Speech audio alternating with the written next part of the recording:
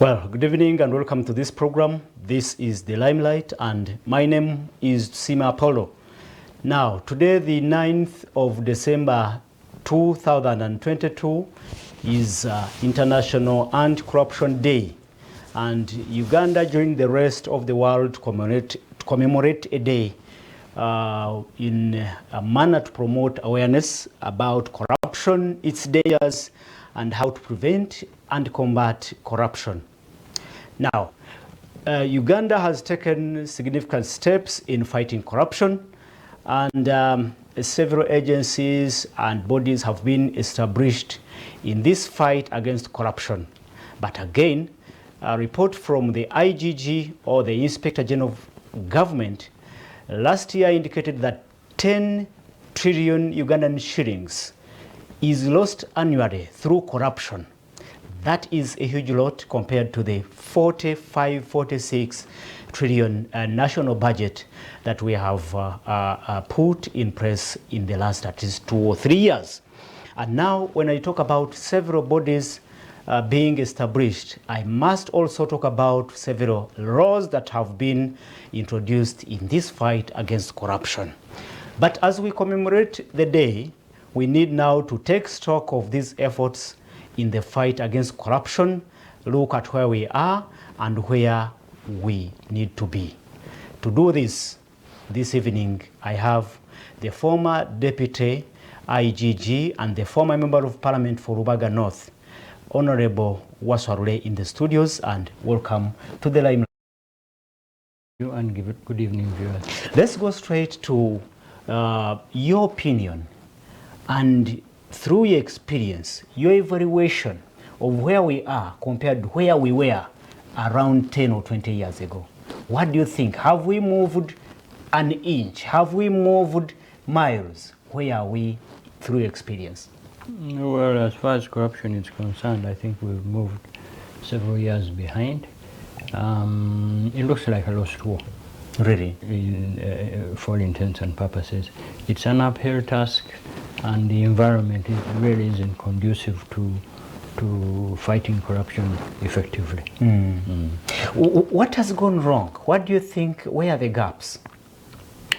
Well, you see, if you look at the nature of corruption, there are times when you get the feeling that corruption is a form of remuneration for people in public office. There are times when you get the impression that corruption is indeed licensed, and that most of the time we pay lip service to it. And my dearest friend, the current IGG, when she was launching her program, the encouragement she got was to tell her to go lightly on certain individuals who build 5-star hotels. That's not quite the environment, but makes it conducive. It makes it an uphill task when people are out there who believe now that they are officially untouchable. So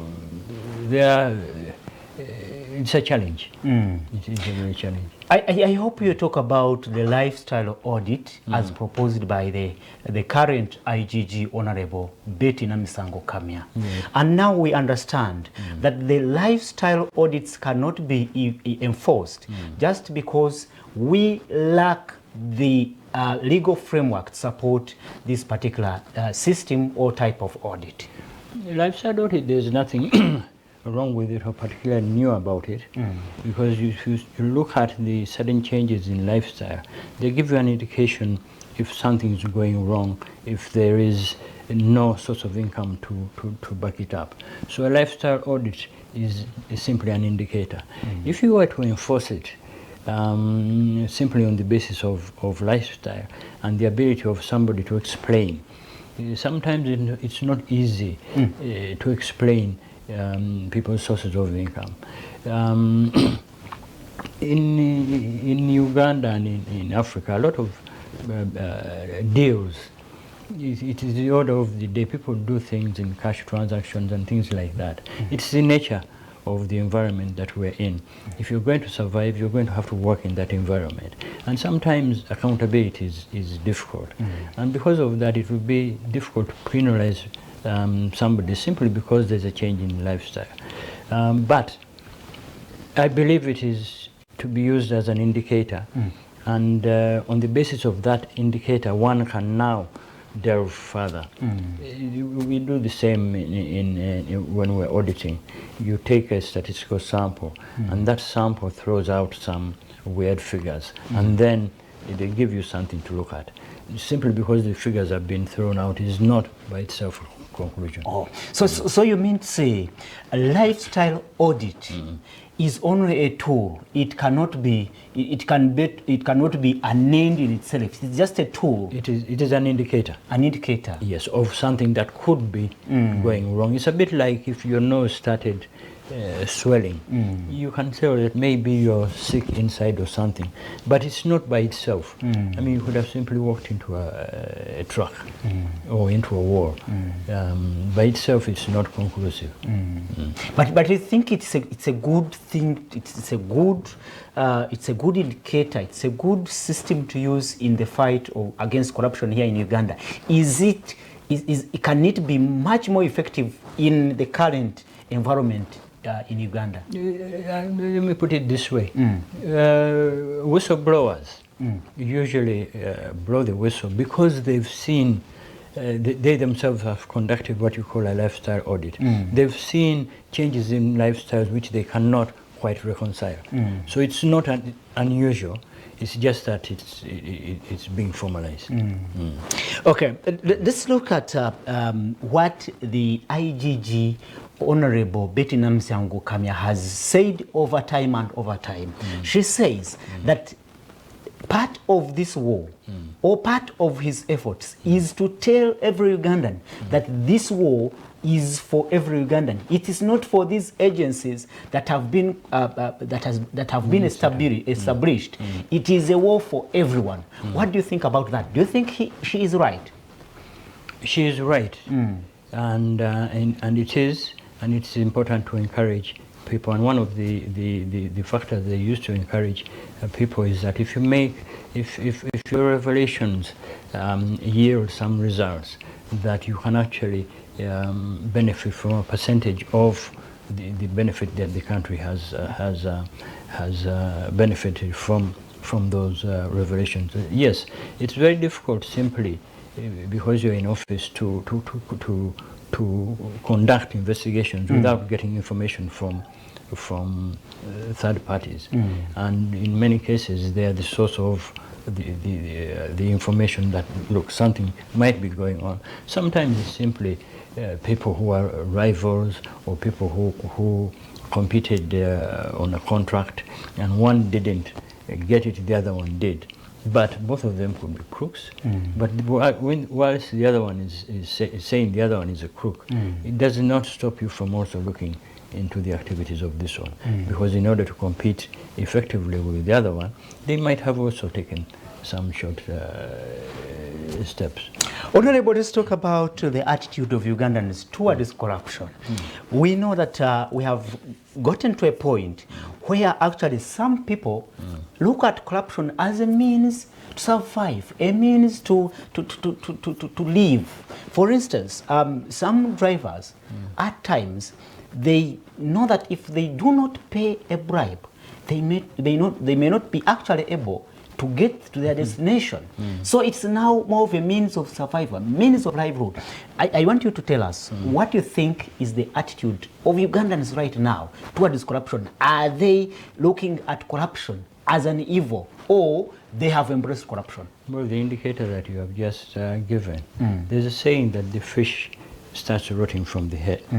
But if you're looking at the feet and they seem to be rotten, you can tell that probably the head does no longer exists, that the rot has gone through the body and has reached that stage. Unfortunately, that is the impression out there on the streets. That is the impression people have. Simply because, despite all the efforts that are done about corruption, people conduct their own lifestyle audits and they see that some people are subjected to the law and others are not being subjected to the law. So it's very easy. We were talking outside there about statistics, about corruption, and I was telling you statistics don't mean very much. It's very, rather than the statistics, if you tell me I prosecuted this individual, this individual, this individual, and this individual, and I'll tell you, but what about this one, right? Did you follow this one up? And did you follow this one up? And if there appears to be inability or unwillingness to follow some individuals and others, then people lose hope. They know that yes, there are some big fish who have eaten big. And like our good leader was saying, that they build 5-star hotels. When people see these 5-star hotels and they see nothing being done, they say, well, if you are down there, for me it's only a spoon of salt. I mean, what about the others who are running away with sacks of money? Why should I, the chicken thief, be hammered by the public for trying to survive in an economy that is all by, for all intents and purposes, doesn't exist? I'm only trying to survive. And that is the attitude that develops in society, whereas where people now begin to see corruption as a means of survival, not something that should be fought. So when we get at that level, when corruption has been embraced by almost not everyone, by majority or many people in the society, what recommendations can you make, especially in this fight against corruption? What should we be doing? You can make recommendations on the side of the anti-corruption bodies and recommendations on the people, we themselves, the population. Well, I'm not going to blame the bodies, but I think then you have to look at the leadership that exists at the time and say maybe time, after a long time, maybe it's time to change leadership. Oh. Yeah, it's also a cure. So you think there's nothing that can be achieved without the change of leadership? Are you implying so? You need to run away from overlooking 5-star hotels. And the only way you can do it is by not ignoring 5-star hotels. Now, in the meantime, before we close and before we change government, what should people be doing in this fight? What should they do in this fight against corruption? They are doing exactly that. They are trying to survive. Oh, yes. You approve of what they are doing? No, it's not a question of approving. I'm trying to point you in the direction of where people. Life has got to go on. Okay. You are in a particular environment, and in order to move from point A to point B, you have to cross a certain bridge, and this is the only bridge that is there. What do these people do? They're looking on. They're helpless. They've cried. We have cried about corruption. We've made all the sorts of noises, but it goes on. And as I said, unless you can pinpoint and say, we've fought this particular battle and this particular battle and this particular battle, the statistics, for me, they don't mean very much until I know that what about the other one? Because that one cannot pass the lifestyle audit, and neither can this one, and neither can this one. Think about it. 1986, a group of people came from the bush. They rode on the backs of a ragtag army. They came penniless from the bush. They are now dollar billionaires. How can you reconcile it? Honorable, our time is running out, but in just 1 or 2 minutes. Yes. Talk about how now how we can navigate through. I mean, in this system where almost corruption has now become a norm. How can we navigate through? Look at all these murky waters. Look at all the institutions. Go to Parliament, where somebody is given 40 million shillings, which they cannot account for. They take it back, saying that, look, this money, I'm not sure what it was for. They say take it back. They are arrested. by the office of the IGE, unfortunately. They apprehended outside the office of the leader of the opposition. These people went to the leader of the opposition the day before and he told them to come back. They arrested outside his office. You begin to wonder how the IGG's office got to know that. Now you can see the chain. The person being accused of having handed out the money could even be the head of the institution. So when you're talking about rotten fish or suspected rotten fish, we have a big problem. So, Honorable, you don't have any pint of hope that we can win this fight? Well, I've thrown a stone on this side, and I've also gone on the other side as well and pointed out potential weaknesses. The person who handed in the 14 million shillings he was subjected to an investigation. Yeah, he was actually forced to apologize on the floor of Parliament. And forced to apologize. I mean, if they really thought that he was a lunatic, they should have taken him to Butavika. Not taken him to apologize in Parliament. So even that, the way the matter was concluded is suspect. So you seem to say that the society is rotten. That's what you want us to go into the other arms of government? Because we have only 3 arms of government, and the other one is the judiciary. But we can leave that for another time. We have lost the fight. No, you can never lose the fight 100%. There is always hope. There is always hope. Yes. Well, he says that there is always hope, and I also believe that there is hope in this fight against corruption. My name is Simaporo. I must thank Honorable Waswa Ray, the former Member of Parliament for Rubaga North and the former Deputy Inspector General of Government for his time. And now it goes back to you. Are you willing to join the fight, or you will sit back and cheer? I think you should join the fight against corruption because it affects all of us. My name is Simaporo. Good evening and have a splendid weekend.